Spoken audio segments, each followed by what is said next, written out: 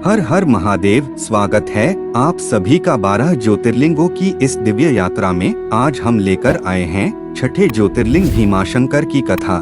यह कथा केवल राक्षस और देवताओं के युद्ध की नहीं बल्कि महादेव के उस भीषण और प्रचंड रूप की है जिसने अन्याय और अहंकार को समाप्त कर दिया।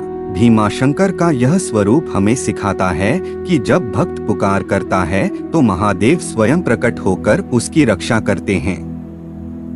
बहुत प्राचीन काल की बात है। त्रिपुरासुर नामक दैत्य ने अपने बल से तीनों लोकों में आतंक मचाया था।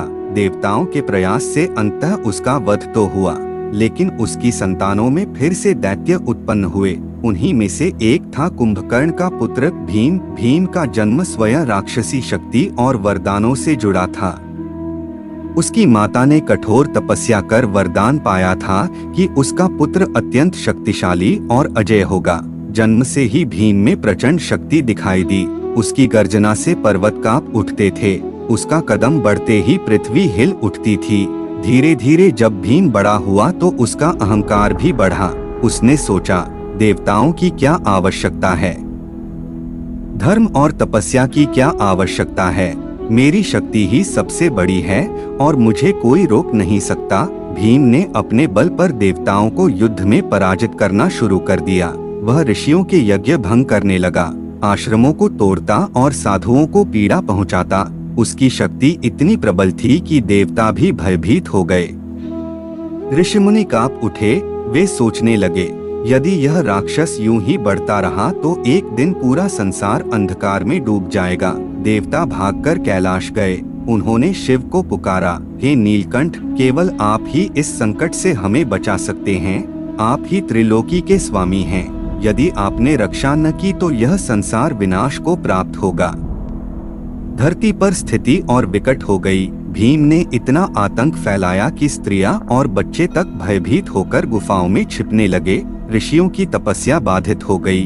देवता निराश हो गए, लेकिन उन्होंने अपनी अंतिम आशा महादेव पर टिका दी। ऋषि एक स्वर में पुकार उठे, ओम नमः शिवाय, ओम नमः शिवाय। उनकी आंखों में आंसू थे। उनके हृदय में विश्वास था कि महादेव उन्हें निराश नहीं करेंगे। अचानक आकाश में बिजली कौंधी, धरती कांप उठी, चारों ओर अग्नि की लपटें फैल गईं और वहां प्रकट हुए महादेव भीषण भीम रूप में। उनकी आंखों में प्रचंड अग्नि थी। भाल पर तीसरा नेत्र चमक रहा था। हाथ में त्रिशूल और धनुष, शरीर पर बाघ की खाल और भस्म का लेप। उनके स्वरूप को देखकर दैत्य कांप उठे, परंतु भीम हंसता रहा। वह बोला, मुझे कोई देवता पराजित नहीं कर सकता। महादेव गरजे, मैं देवता नहीं, मैं स्वयं महाकाल हूँ। आज तेरा अंत निश्चित है। युद्ध आरंभ हुआ। देवताओं और राक्षसों की सेना आमने सामने भिड़ गई। आकाश से अग्निबाण बरसने लगे। धरती लहूलुहान हो गई। चारों ओर केवल ध्वनि गूंज रही थी, हर हर महादेव। महादेव ने भीषण युद्ध करते हुए भीम को परास्त कर दिया। उनके एक ही प्रचंड प्रहार से भीम धरती पर गिर पड़ा। उसका आतंक समाप्त हो गया। धर्म की पुनः विजय हुई। युद्ध के उपरांत देवता महादेव की स्तुति करने लगे। वे बोले, हे महादेव, आपने हमें भय से मुक्त किया। आपके बिना हम सब नष्ट हो जाते। महादेव मुस्कुराए। उन्होंने वहां एक दिव्य शिवलिंग प्रकट किया और बोले, यहाँ मेरा निवास रहेगा। भक्त जब भी यहाँ आएगा उसे निर्भयता और साहस प्राप्त होगा। उसका जीवन भय से मुक्त होगा। वह शिवलिंग ही आगे चलकर भीमाशंकर ज्योतिर्लिंग कहलाया। भीमाशंकर ज्योतिर्लिंग के दर्शन से भक्त को अद्भुत साहस और शक्ति प्राप्त होती है। माना जाता है कि यहाँ की पूजा से मृत्यु का भय मिट जाता है। पुणे की पर्वतीय वादियों में स्थित यह ज्योतिर्लिंग आज भी अद्भुत शांति और शक्ति का अनुभव कराता है। नर्मदा और भीमा नदी की ध्वनि मानो शिव स्तुति करती है। यहाँ आने वाले भक्त को लगता है कि स्वयं महादेव उसके जीवन से भय को दूर कर रहे हैं।